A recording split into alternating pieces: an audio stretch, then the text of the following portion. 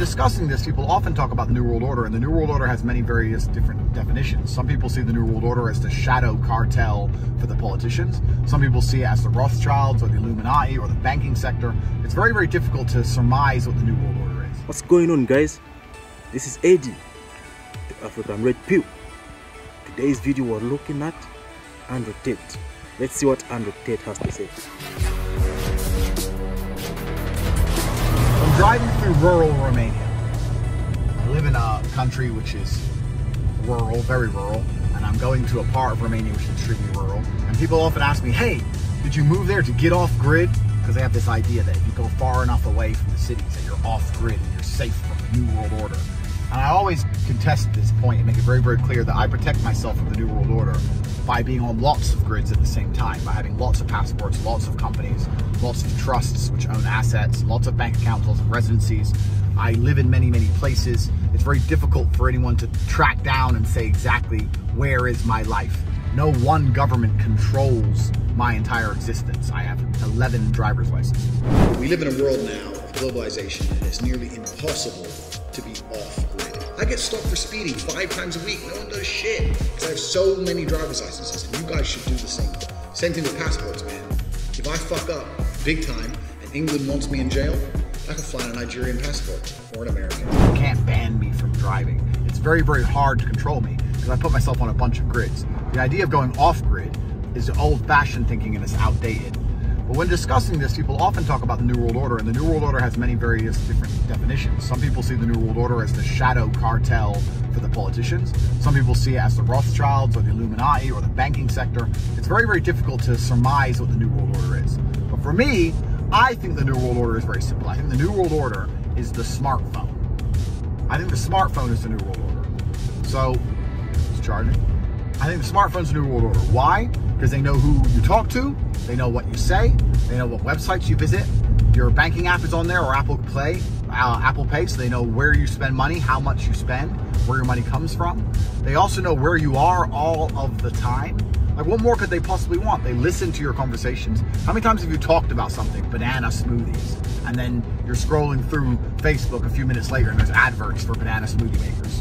And they go, we don't listen to you. Of course you don't. They listen to everything you say, they know where you are all of the time.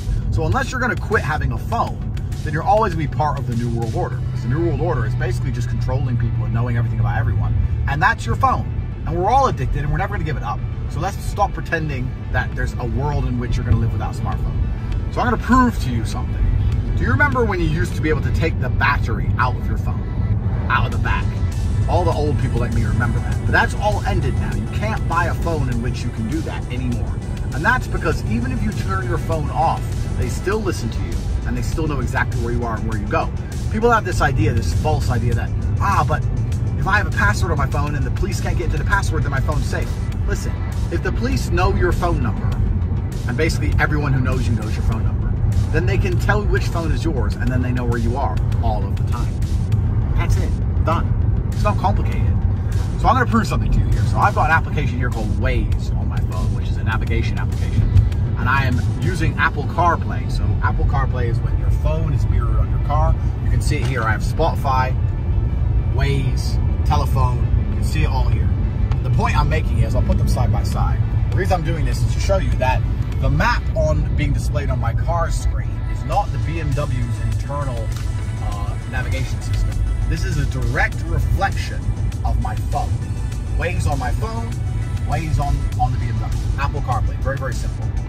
If I turn my phone off, the map on the car should stop updating, or it should crash, it should close completely, because it's a reflection of my phone's location, and my phone's no longer on. So let's test exactly that, shall we? I've got my phone here, I'm gonna power it off. But a long time since I could turn my phone off.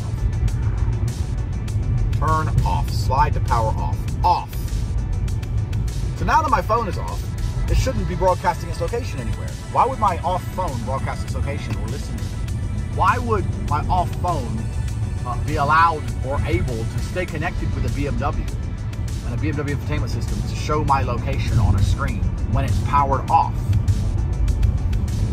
Why is it updating in real time? That's a reflection of my phone's location when my phone has been turned off. So turning your phone off doesn't change it. You can't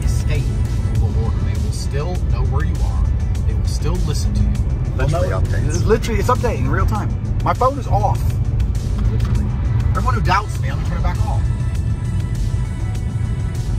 Come on, phone, don't pretend you're not on. Oh, now you're powering up. Oh, you're powering up. But you've already been on enough to broadcast to my BMW all the time. This is the BMW M5 competition. They don't want to repeat the test. New World Order. You cannot escape.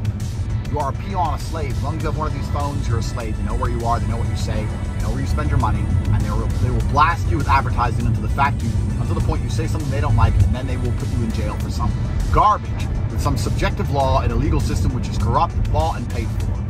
And if you're sitting there thinking, well, if I move out into the woods, if I move to Montana, I'll be fine. Not if you have a phone, you won't, and you need a phone to live. I am in rural Transylvania, and I can't escape being smart. So if I can't escape, no one can.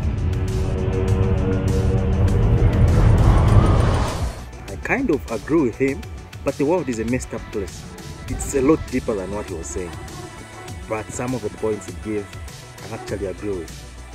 But it's a lot deeper than what he was talking about.